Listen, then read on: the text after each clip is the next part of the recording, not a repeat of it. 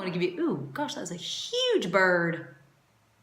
Well, hello. Oh, that was beautiful.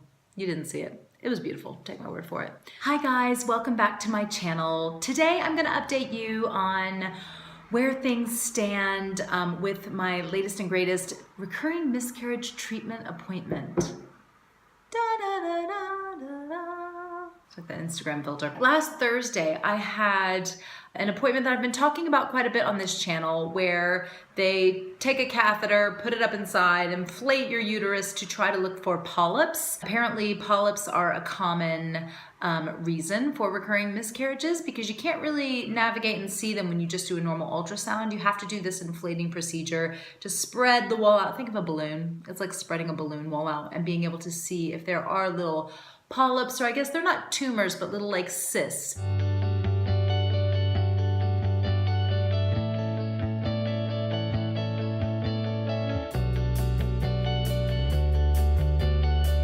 They can easily be removed with surgery if they do find them.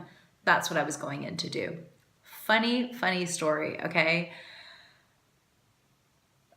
Okay, so Thursday morning I got up and my dear friend Sean came with me to the appointment because basically if you are on the pain medication that they give you for this procedure, you can't drive.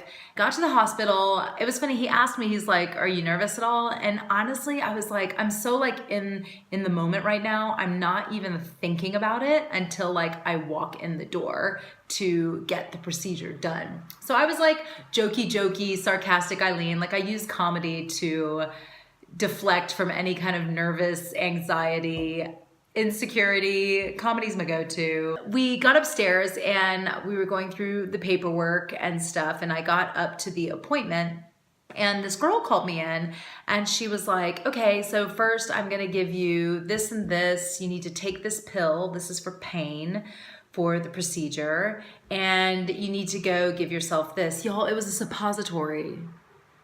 Okay. If you're new to the medicine game, a suppository is a pill that you put in your bum. I have never given myself a suppository before, but it must be super chic in Europe because she just passed it over like she was handing me an aspirin. Like, here, go do this.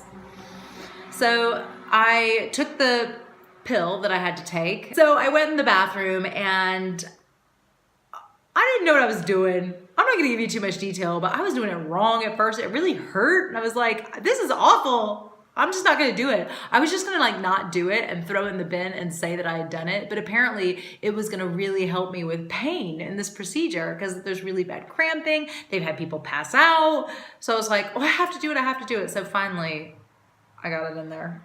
Go back to her. So now I'm feeling a little, oh, what's going on? A little like weird, but a little like not loopy, but kind of like, oh, I've definitely taken like some kind of heavy pill and some kind of heavy pill.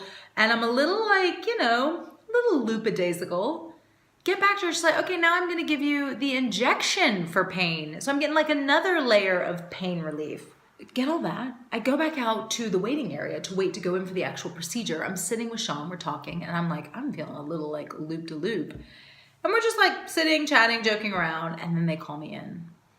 And then all of a sudden, I'm like super nervous. Like, I'm like, oh my God, this is happening, like whatever. So I go in, I'm not thinking about the sentimental side of like, oh, we're here, miscarriage. I'm just more like, okay, here we go with this. I need to like get in a good like hypnobirthing, yoga zen place. I'm just gonna breathe through this. It's not gonna be comfortable, but whatever. She talks me through what's gonna happen. She's like, first I'm gonna give you a normal ultrasound. And this isn't like the cute movie ultrasound. I've talked about this before. It's the where they stick the thing up and look around. And I'm so used to this at this point. I've had so many of them with all my miscarriages that I'm like, all right, whatever, legs up, go for it. And she does the ultrasound, that's fine. She's like, okay, now we're gonna start with the procedure. And another nurse comes in, and this nurse, I think is, I mean, she's seriously just there for moral support. She's just there to like, I don't know, make sure you don't pass out, make sure you're okay. So then I got a little nervous. I was like, oh, this is really gonna hurt. If you're like a dude or you're not into like medical stuff, you might wanna hit stop now because we're going into it. We're going in, people. So they take those like forceps, not the right word. You know that thing they do when you get like a smear test, pap smear?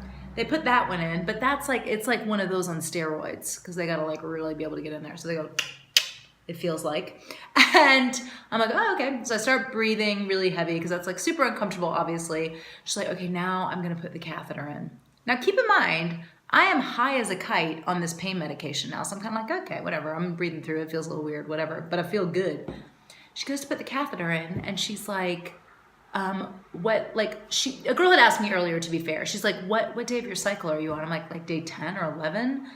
And she's like, oh, there's still a little bit of like shedding of the wall, read, translate to blood. There's still a little bit of blood. And I'm like, oh, okay. And she's like, I don't know if we're going to be able to do it today. Wait. I've driven like 40 minutes into Zurich. I'm pumped full of drugs now, and now we might not be able to do it. So she's like, I'm gonna call the other doctor in. And meanwhile, y'all, I am sitting with like insides on show. I'm just like legs up in the stirrups. Like, we're gonna go get another doctor. And I'm like, do. I'm like laying there, breathing really deeply, like trying not to freak out. And they bring the other doctor in, and she like looks up in there, and she's like, you know, I don't think we're gonna be able to do it. We can't risk it. And you can only do it on a certain window in your cycle. So she's like, she feels really bad. She's like, I'm so sorry. We're gonna have to try for this next month, I think.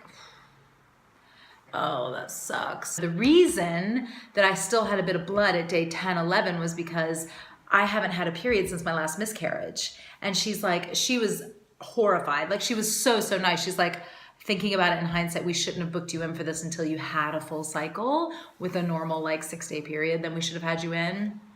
So that's what it was. So again, like, I can't get pregnant now, because if I do, then it's like pregnant, another miscarriage, who knows, I would project that, another miscarriage, and then I have to wait another period cycle. So we're talking like end of summer, early fall before I could do it again. So I put my clothes back on. Again, like, I am loopy-loo. I feel high on pain medication, and now I'm leaving. I'm just going home. Like, nothing happened. Nothing was done. I did, however, get to give a little more blood before I left, because there was one thing that they didn't test for, but it didn't look quite as like hardcore as one of my last bloods that I made a video about. I didn't look quite as like Fight Club. That was it. I went home. I felt really nauseous on the way home. I felt like, every which direction. I did not feel good. So came home and just chilled a bit, and that's kind of where we are now. I just thought it was a funny story that I wanted to share with you guys about going in and not getting the procedure that I was meant to get, and now I have to go back.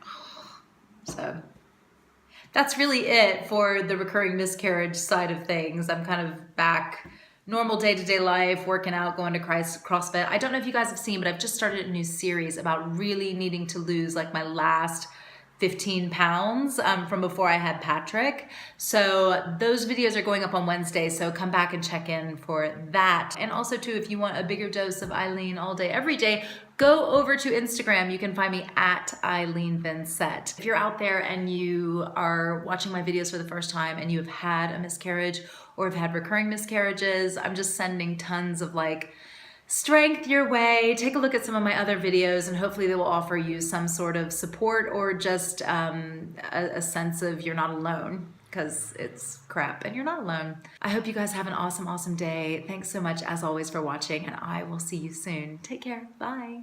I'm here. Ooh, do you hear that? That's a Euro ambulance sound. And then it changes. Do you hear how the tone changes? I think that's really cool. In Europe, it'll make a certain noise so you know which direction it's coming from by the noise it makes. Anyway, pretty cool. Take that, America. Log that. Get down with that. It's a pretty good little trick.